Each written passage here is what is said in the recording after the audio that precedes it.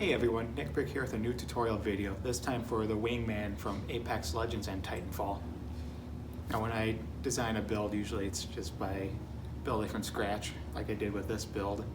However, I came up with a design for the mechanism for the reload function by sketching it out and then making it work with some Technic pieces and the geometries of the parts that ended up in the final model.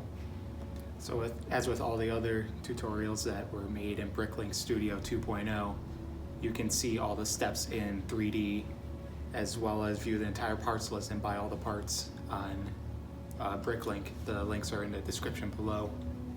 So yeah, as I mentioned, you can buy all the parts straight off of Bricklink. What I recommend for that is on the Bricklink page there is a link to add to a wanted list. You can add all the pieces to a wanted list. You can see all the quantities of every piece and all that. You can set quantities of pieces you already have, and then you can go ahead and buy all the pieces you don't have using Bricklink's functionality. Anyway, without further ado, here's how to build a LEGO Apex Legends and Titanfall Wingman revolver with LEGO.